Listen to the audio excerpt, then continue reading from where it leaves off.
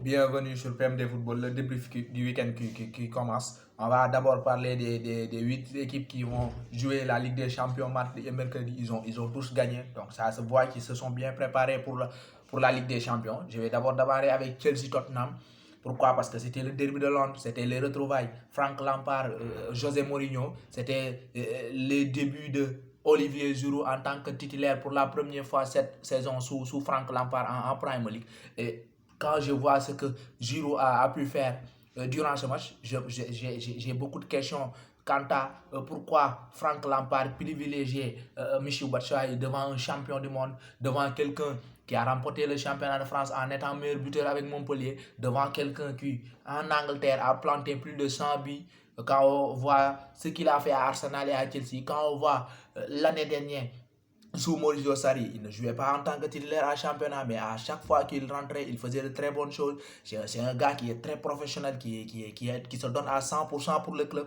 Et on l'a vu aussi l'année dernière en Europa League. C'était le meilleur buteur. Il a permis à cette équipe de Chelsea d'être champion d'Europe. Donc, chapeau vraiment à lui. Et quand je vois son match de ce week-end, il a été phénoménal en termes d'engagement, en termes d'envie, en termes de technicité, en termes de prise de risque. Il a été très très bon. Il a permis à des joueurs comme Mason Mount et Ross Barkley d'avoir des espaces parce que Giroud, quand il est là, les défenseurs, ils ne peuvent pas le laisser tranquille parce que c'est un gars qui est imposant. C'est un gars qui, par sa technique, peut dévier des ballons, peut donner de très bons balais aux joueurs de Chelsea. Donc, chapeau à lui.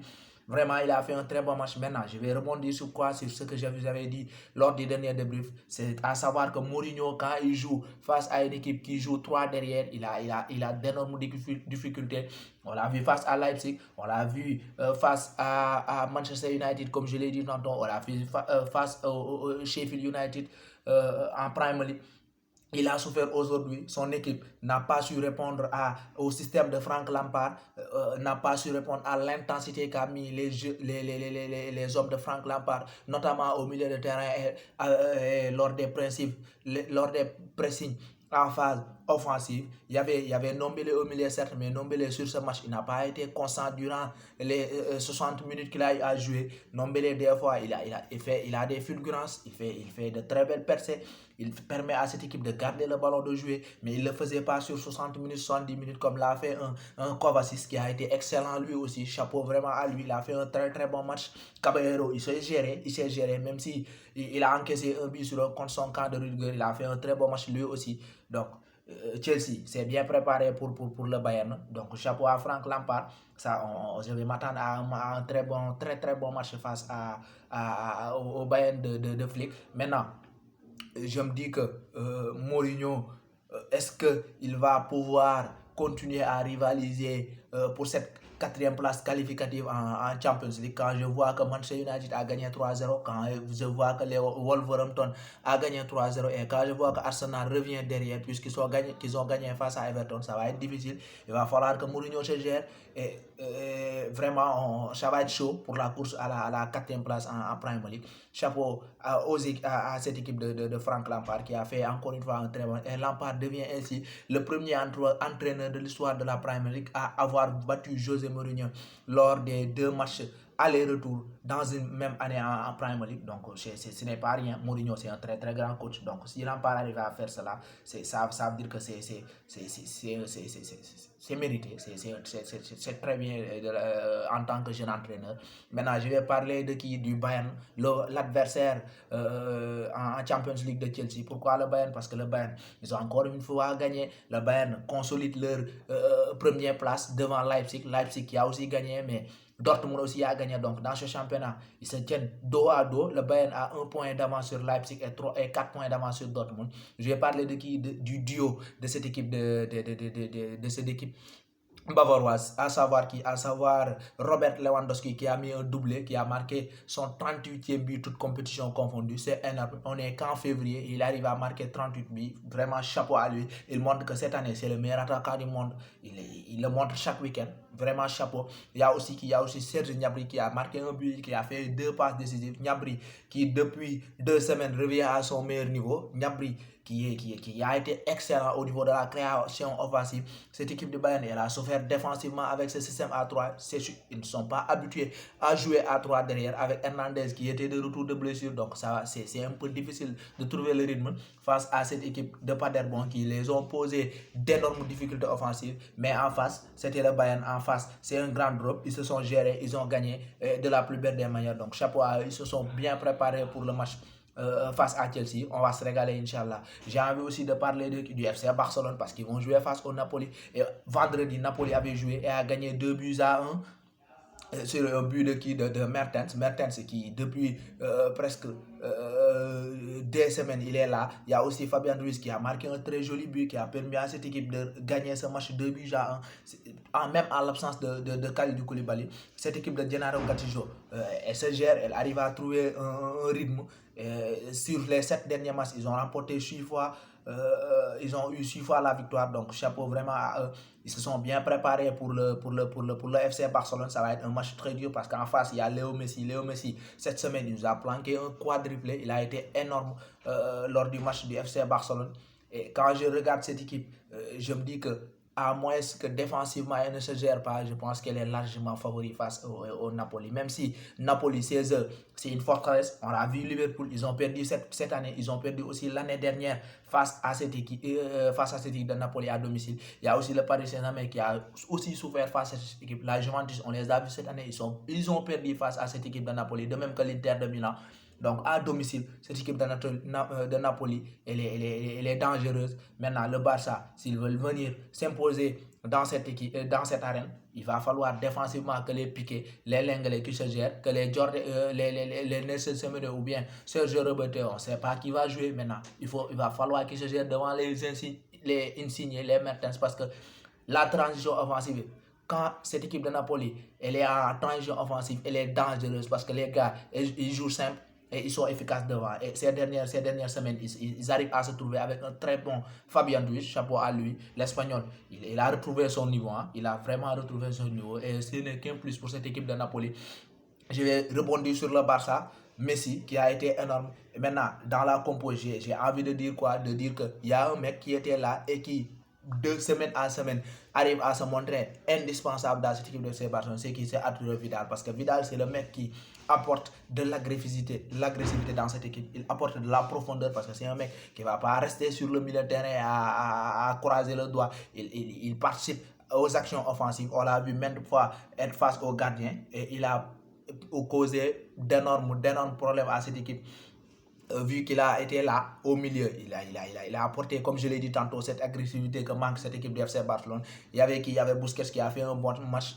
De Jong, il était sur le banc, il est rentré en deuxième période et je me dis que dans cette équipe de FC Barcelone, il faut que Quique Setién se gère. Pourquoi? Parce que je me dis que normalement De Jong et Busquets, quelqu'un doit jouer. Soit on met De Jong sur le banc, soit on met Busquets sur le banc. Parce que quand on met les deux sur le plan défensif, on s'expose, je peux le dire. Hein. On va s'exposer parce qu'on est obligé de faire sortir peut-être un Vidal ou bien un Rakitic et les deux défensivement ils font de bons matchs. Donc il va falloir être présent, il va falloir compter sur un Vidal en forme lors du match face au Napoli. Messi, rien à dire, 18 buts, 12 passes décisives cette saison. Le mec, il a commencé en septembre, n'empêche, il est là, il claque des buts, donc vraiment chapeau à lui. J'ai envie aussi de parler de qui? Du Real Madrid, puisqu'ils vont jouer face à Manchester City. City a gagné 1-0 face à Leicester et consolide sa deuxième place. Hein. Je pense que c'est fait. City, ils seront deuxième parce que je ne vois pas cette équipe de Leicester revenir à hauteur de cette équipe. Et du Real Madrid. Pourquoi? Parce que le Real, ils ont perdu face à Osasuna. Le Real, il laisse le FC Barcelone prendre la première place avec 2 points d'avance quand on sait que le Classico, c'est dans une semaine. Donc, je me dis que dans cette semaine, le Real, même si le Real de Zizou a été excellent lors de ces 4 derniers mois, je me dis que leur saison peuvent partir ils peuvent perdre la saison en 2 semaines, hein, parce que imaginez le Real perdre face à City, imaginez le Real perdre au Santiago Bernabéu face au Barcelone, ils vont se faire larguer avec 5 points d'avance pour l'FC Barcelone et se faire éliminer en Champions League. Ça rend la saison des hommes ça rendrait la saison des hommes de Zidane mauvaise, même s'il a très bien débuté. Donc c'est le football, ça tient à rien, hein. Il va falloir qu'il se gère. Et je me dis, Zidane, il y a un problème. Je ne peux pas accepter que un Marcelo, un Toni Kroos, un Luka Modric, un Isco, un Hazard soient tous sur le terrain. Ça expose votre équipe défensivement parce que ces mecs-là, défensivement, ils ne font pas le boulot. Ces mecs-là, défensivement, ils ne sont pas forts. On le sait tous. Donc pourquoi mettre un Valverde sur le banc? Pourquoi se priver d'un Mendy qui, défensivement, gère le côté? Il n'y a rien qui passe. Hein? Va falloir vraiment que Zidane se gère et retrouve l'équilibre défensif que cette équipe avait. Parce que ces dernières semaines, quand on regarde le Real jouer, on a l'impression que défensivement, il régresse. Et ce n'est pas normal. Défensivement, cette équipe du Real Madrid doit être très bon s'ils veulent éliminer cette équipe de Manchester City et pourquoi pas reprendre leur première place en Liga. Donc on va se régaler encore une fois lors du Classico parce que ça va être un match à enjeu. Soit le Real gagne et reprend son fauteuil, soit le Barça obtient un match nul ou bien une victoire et consolide sa première place devant le Real Madrid. J'ai envie aussi de parler de qui? De la Juventus de Turin, puisqu'ils vont jouer face à Lyon. Lyon qui s'est géré, qui a gagné 2-1 sur un but de qui? Du revenant, de l'excellent Seb Aouar et de qui? De Moussa Dembélé. Chapeau à cette équipe. Ils se sont préparés aussi de la plus belle des manières. Maintenant, en face, il y aura qui? Il y aura la Juventus qui s'est gérée hier avec un but de qui? De Cristiano Ronaldo qui a marqué pour le 11e match consécutif en Serie A. Il améliore son record, c'était 10 matchs, là c'est 11, donc ça va être difficile de régaler ce record quand on voit tactiquement et défensivement ce que les équipes de Serie A mettent en place. Ça va être difficile de battre ce record. Maintenant, la Juventus, ils se sont gérés, ils ont gagné et ils consolident leur première place devant l'Inter Milan et la Lazio. Cristiano Ronaldo a été bien, Ramsey a marqué, il a été aussi bon. Et il y a aussi un Dybala qui a été excellent. Et la Juventus, je le dis, a besoin d'un excellent Dybala pour pouvoir remporter cette Serie A et pourquoi pas remporter la Ligue des Champions. Parce que Dybala, c'est le genre de joueur qui crée du jeu. C'est le genre de joueur qui permet à Cristiano Ronaldo de s'exprimer au mieux parce que le mec, il a du talent et il sait faire jouer les autres. Donc chapeau à lui pour ce match. Il a été aussi excellent. J'ai envie de parler de qui? De la Lazio. Et chaque semaine, je vais parler de la Lazio parce que cette équipe, elle n'arrête plus d'impressionner. Ils ont gagné 3-2 et ils ont été excellents. Il y a Immobile qui a marqué son 27e but de la saison. Chapeau, rien à dire. En Italie, c'est le boss. Il l'a montré l'année dernière. Cette année, il est en train aussi de le montrer. Et je me dis que le mec, il connaît très bien le championnat parce qu'on l'a vu. Hein? Il a été à Torino. Il a été excellent avec Torino. Il part à Dortmund. Il ne se retrouve plus. Il revient en Italie et redevient le Ciro Immobile qu'on connaît. Donc vraiment, chapeau à lui. La Lazio qui a aussi réussi à gagner. Il y a cette très belle passe décisive de Milinkovic-Savic, comme je l'ai dit lors du dernier débrief. Hein. Il retrouve son niveau et ce n'est qu'un bénéfice pour cette équipe.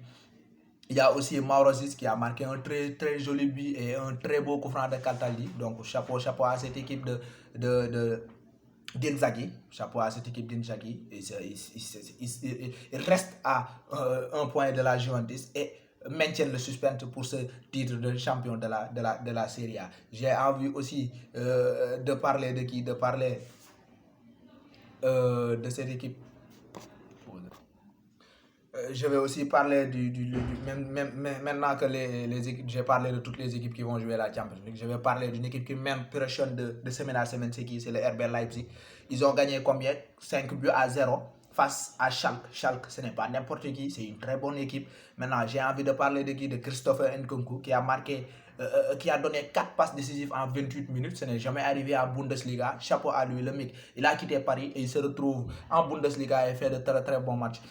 Et comme je l'ai dit hein, lors du dernier débrief, cette équipe de Leipzig, par rapport au match de Tottenham, je vous avais dit qu'il pouvait s'améliorer défensivement, offensivement. Là, on l'a remarqué. Défensivement, il y avait le retour du Rock Upamecano. C'était solide. Ils n'ont pas encaissé. Il a été très très bon. Hein, le mec, je pense que cet été, beaucoup de grands clubs vont se la disputer parce que c'est un très très bon défenseur. Physiquement, il est bien. Techniquement, en termes de relance, il a une qualité extraordinaire en termes de relance, donc vraiment chapeau à lui. Mais j'avais parlé de qui? De Forsberg. Offensivement, si Forsberg arrive à retrouver le niveau qu'on connaît de lui, ça pourra faire mal. Et on l'a vu ce week-end, il a marqué un très joli but. Hein. Il a éliminé le défenseur et face au but, il s'est géré. C'est un très bon joueur, donc je me dis que s'il arrive à faire ce genre de performance de week-end en week-end, cette équipe de RB Leipzig va devenir vraiment, on va devoir prendre en sérieux cette équipe parce que offensivement, il se gère et défensivement, il se gère. Timo Werner aussi a été excellent. Sabitzer, comme je l'ai dit, énorme activité au milieu. Il a été lui aussi excellent. Le Paris Saint-Germain a gagné 4 buts à 3 face au FC Bordeaux. Dortmund, ils se sont gérés 2 buts à 0 avec un but de qui d'Alan.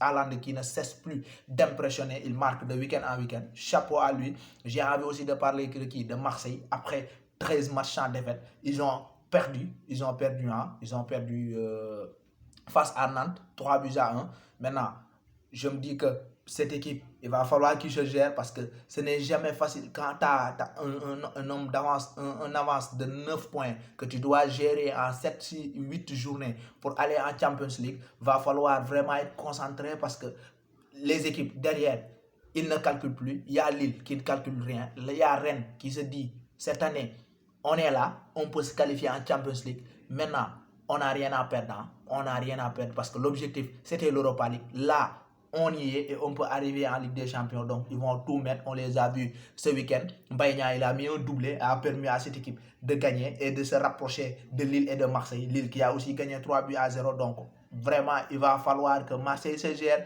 et essaie de continuer à ce rythme parce que dans le football, quand tu y es, tu gagnes, c'est bon. Mais quand à un moment donné, tu commences à ne plus gagner, ça devient difficile. Et quand tes concurrents gagnent, ils peuvent venir prendre ta place. Donc, va vraiment falloir se gérer. On a envie de revoir le Grand Marseille en Champions League. On a envie de voir le Grand Milan en Champions League. On a envie de voir ces mastodontes européens en Champions League. Donc, il va falloir qu'ils se gèrent s'ils veulent y arriver. Maintenant, c'était tout pour ce week-end. On se capte mardi prochain pour le débrief FC Napoli Barcelone et Chelsea Bayern Munich. Ça va être chaud, ça va être chaud. D'ici là, on continue à liker, on continue à partager.